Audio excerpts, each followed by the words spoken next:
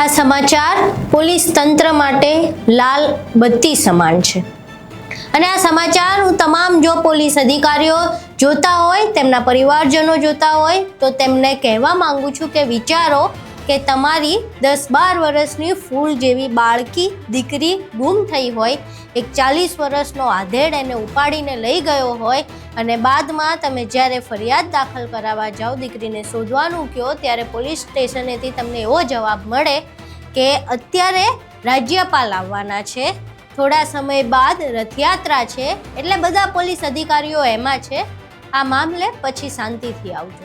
9 દિવસથી આ પોલીસ પ્રશાસન કે સરકારે કોઈ પણ કાંઈ એક્શન નથી લીધા। બસ હમણાં રાજ્યપાલ કાલે આવ્યા હતા રાજ્યપાલશ્રી, તો બંદોબસ્ત એમાં છે, બાકી એમ કહે છે કે આજે ઓલો અષાઢી બીજનો બંદોબસ્ત છે। બસ ગુસ્સો આવશે ને।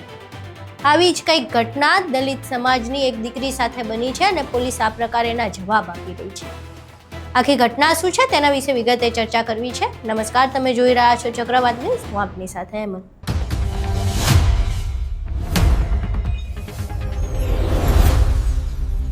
જામનગરમાંથી એક ઘટના સામે આવી છે।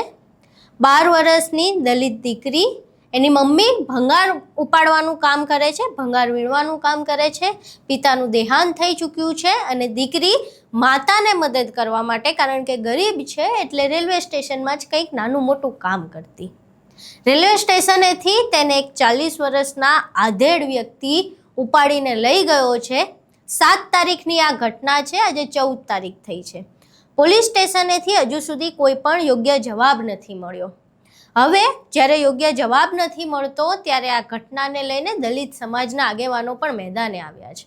પોલીસ સ્ટેશનમાં પૂછવામાં આવ્યું કે આ મામલે ક્યારે યોગ્ય તપાસ થશે, તો પોલીસ સ્ટેશનેથી એવો જવાબ આવે છે કે રથયાત્રા છે અત્યારે, એટલે રથયાત્રામાં આખો પોલીસ બંદોબસ્તનો જે કાફલો છે ત્યાં ગોઠવાયેલો છે, પોલીસ અધિકારીઓની અત્યારે કમી છે, એટલે આ કેસમાં હાલ ધ્યાન નહીં અપાય।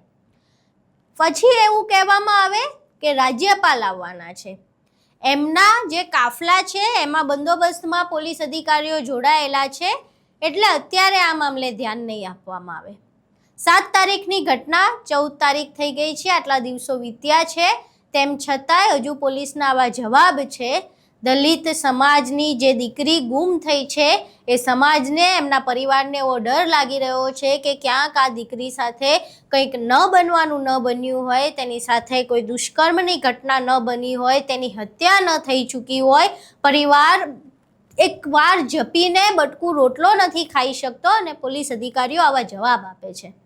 આ આખી ઘટનાને લઈને દલિત સમાજના આગેવાનો અને દલિત સમાજ દ્વારા ધરણા પ્રદર્શન કરવામાં આવ્યું હતું। પહેલાં અહીં એ ધરણાના દ્રશ્યો જોઈએ અને બાદમાં સમાજના લોકો આ મામલે શું કહી રહ્યા છે તે સાંભળીએ।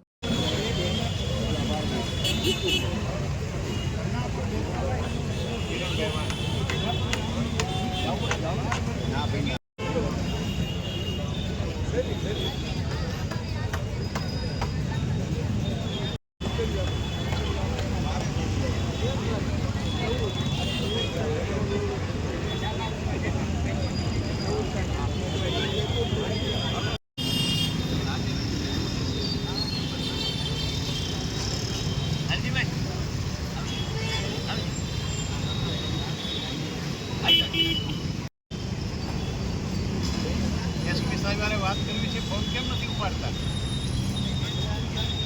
એ તમને મારે કહેવાની કઈ જરૂર છે?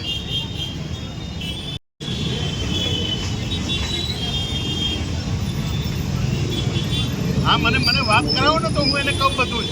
આ માસ્તર જેવાના એ બેહાડી દીધા છે પબ્લિકની અંદર, પોલીસની કોઈ ધાક નહીં, રૂઆબ નહીં, રોફ નહીં, ગુનાની પ્રવૃત્તિઓ કેટલી વધી ગઈ છે, એના માટે કોણ જવાબદાર છે અને શેના પગાર આપવામાં આવે છે પોલીસ તંત્રને? હા, પણ મને એ આપો તો હું એની યારે વાત કરું। આજ રોજ એક દલિત બાળા જે 12 વર્ષની ઉંમરની દીકરી છે, એમને એક 40 થી 45 વર્ષનો કલ્યાણપુરના પોરબંદર નજીકનું ગામ છે ગોણા, ત્યાંનો ભાઈ કંઈક જેસીબીનો ડ્રાઈવર છે અને ઉપાડી ગયો, અને આજે 9મો દિવસ છે।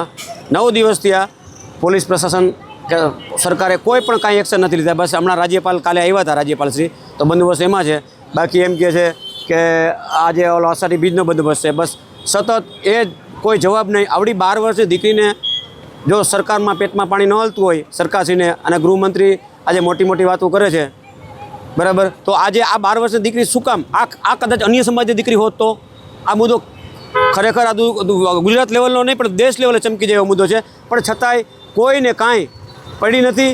એમ છે આજે એ દીકરીને મા વિધવા, માની દીકરી છે, બાપ નથી, એના કાકા 2 પગ નથી, અપારંગ છે, એના દાદી દાદા આંધળા છે, અને કચરો વીણી એની મા એનું ઘરનું ગુજરાન હલાવે છે. અને 12 વર્ષની દીકરી મિત્રો, એટલો તો તમે વિચાર કરો, સરકારને પણ તમે ખરેખર આ નોંધ લેવી જોઈએ. સરકારને પણ કાંઈ પડી નથી. એટલે 12 વર્ષની દીકરીના માટે અમે આજે 2 દિવસ પહેલાં મારે જામનગર દલિત સમાજે આવેદનપત્ર આપ્યું હતું, અને અમે 24 કલાકનું કીધું હતું. આજે અમે ધરણાનો કાર્યક્રમ કર્યો હતો. ધરણાનો કાર્યક્રમમાં બી એસપી સાહેબે સાંભળ્યા છે, અને એસપી સાહેબે એમ કીધું છે કે અમારી વિશેષ બીજી પણ ટીમો કામ કરે છે, અને અમે શોધીએ છીએ, ગોતીએ છીએ. પણ જો 5 દિવસનું મેં અલ્ટિમેટર આપ્યું છે, 2 દિવસનું નહીં પણ 5 દિવસનું, 5 દિવસમાં એ દીકરીને કોઈ પણ પોલીસ નહીં ગોતી શકે, તો આજે અમે મોટામાં મોટું જામનગરમાં એક મહાસંમેલન ગોઠવવાનું છે. ખાલી સંમેલન ગોઠવી કોઈને એમાં અમારે નથી, કોઈને નેતા બનાવવા નથી, કોઈને અમારે હીરોગીરી કરવી. અમારી દીકરી માટે ગુજરાતભરમાંથી તમામ આગેવાનોને પણ મેસેજ દેવામાં આવશે, અને તમામ કાર્યકરો છે એમને પણ કહેવામાં આવશે કે જામનગર આવો અને આનો ઉગ્રથી ઉગ્ર આંદોલન અને વિરોધ કરવાનો કાર્યક્રમ હવે પછીનો અમારો 5 દિવસ પછીનો છે. જો છોકરી 5 દિવસની અંદરમાં નહીં આવે તો ગુરુવારે અમારી મિટિંગ છે, અને ગુરુવારે અમે કાર્યક્રમ જાહેર કરશું. એક 12 વર્ષની અનુસૂચિત જાતિની દીકરી, વિભાપર ગામની વતની, નાની સગીર વયની દીકરી, એના પિતાજીનું મૃત્યુ થયેલ છે.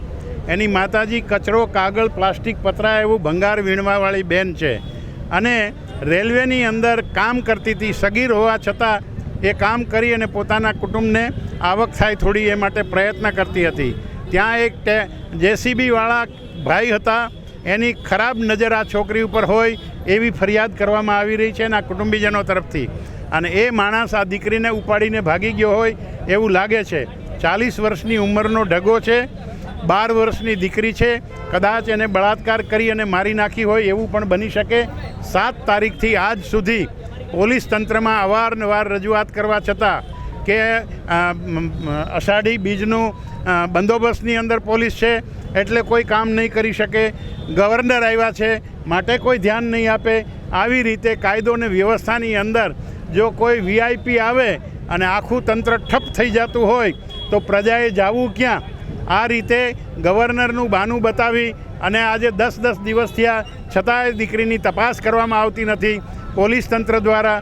આ બહુ ગંભીર બાબત છે. એના ઘેરા પ્રત્યાઘાતો અનુસૂચિત જાતિના આખા સમાજ ઉપર પડ્યા છે, અને અત્યારે જામનગર જિલ્લા દલિત સમાજ તરફથી આ ધરણાનો કાર્યક્રમ રાખવામાં આવ્યો છે, અને એ રીતે અધિકારીઓ પાસે જઈ અને રજૂઆત કરવા માગે છે. અધિકારીની છાપ ને ધાક એવી હોવી જોઈએ, એનો ખોફ અને એની બીક એવી હોવી જોઈએ કે એને કોઈ પણ ગુનેગાર માણસ હોય એ અથવા તો ક્રિમિનલ હોય, હેબિચ્યુઅલ ક્રિમિનલ હોય, એના માટે હદપાર કરવાના, કાગળિયા કરવા માટે ટાઈમ ન બગાડવાનો હોય, પણ એની ધાક અને એના રોફથી જ એ લોકો જિલ્લો છોડી અને બીજા જિલ્લામાં ભાગી જાય એવું વાતાવરણ ઊભું કરવું જોઈએ. અમારી માગણી એ છે કે તાત્કાલિક આ દીકરીની ભાળ કરવામાં આવે અને આ દીકરીની તપાસ કરી ક્યાં છે, શું છે, અને એ જેના માટે શંકા બતાવવામાં આવે છે એ માણસ જો મળતો ન હોય તો એના કુટુંબીજનોને પણ સાથે લઈ અને કોઈ પણ રીતે અત્યારે વિજ્ઞાન અને ટેકનોલોજીના જમાનાની અંદર તહોમતદારને પકડવો અઘરું નથી, છતાં પણ કેમ સરકાર આ કંઈ કરતી નથી એ એક પ્રશ્ન ઊભો થયો છે. આજે 1:30 વાગે એસપીને આવેદનપત્ર આપવા જવાનું છે. અહીં તમે દ્રશ્યો જોયા. હવે આ વિરોધ પ્રદર્શન એટલે થઈ રહ્યો છે. આમ તો હકીકતમાં આ મામલે વિરોધ પ્રદર્શન ન થવો જોઈએ, કારણ કે જામનગરમાંથી શિક્ષણ મંત્રી આવ્યા છે. આપણા બાળકો સાથે એમને અતૂટ પ્રેમ હોય એવા દ્રશ્યો આપણે અવારનવાર જોઈએ છીએ, પરંતુ આ દ્રશ્યો જોઈને હવે એવું લાગે છે કે કયો પ્રેમ ને કેવો પ્રેમ. ગૃહ રાજ્યમંત્રીને પણ સીધો પ્રશ્ન થઈ રહ્યો છે કે તમારું પોલીસ ખાતું તમારી વીવીઆઈપી સેવામાંથી ક્યારે ઊંચું આવશે? રથયાત્રા જેવા તહેવારો આવે અને એને સન્માનભેર ઉજવવા પણ જોઈએ, પણ એની માટે થઈને કોઈ આવી જે નાની ફૂલ જેવી બાળકીઓ છે એની સાથે કોઈ અનહોની થઈ જાય, એની સાથે કંઈ ન બનવાનું બની જાય, એની રાહ જોવાની ક્યારે? એટલે રથયાત્રા હોય ને રાજ્યપાલ આવવાના હોય ને વીઆઈપી આવવાના હોય એટલે આવા કેસને તમે સાઈડમાં મૂકી દો, એ કેટલું યોગ્ય છે? ધરણા પ્રદર્શન કરવા પડે એક આવી બાબતે જેના માટે તો પોલીસે સેન્સિટિવ થઈને કામ કરવું જોઈએ. જ્યારે માઇનર કોઈ દીકરી વિશે વાત આવતી હોય, કંઈ સગીરા વિશે વાત આવતી હોય, ત્યારે તો ખુદ પોલીસ પાસે સંવેદનાની અપેક્ષા હોય કે પોલીસ ખુદ સંવેદના દાખવશે અને આને ત્વરિત નિકાલ આવે એ રીતે કેસ હાથમાં પકડશે. પરંતુ પોલીસ અધિકારીઓ જાણે પોતાની સંવેદના મારી ચૂક્યા હોય એવું લાગી રહ્યું છે અત્યારે. નાયબ મુખ્યમંત્રી અવારનવાર એવું કહે છે કે કોઈ પણ ચમરબંધીને છોડવામાં નહીં આવે, અમારા પોલીસ અધિકારીઓ ખૂબ જ કડક રીતે કામ કરે છે. આવું કડકાઈ તમારામાં પડ્યા છે, જનતા માટે ક્યારે કામ કરશે આ પોલીસ અધિકારીઓ?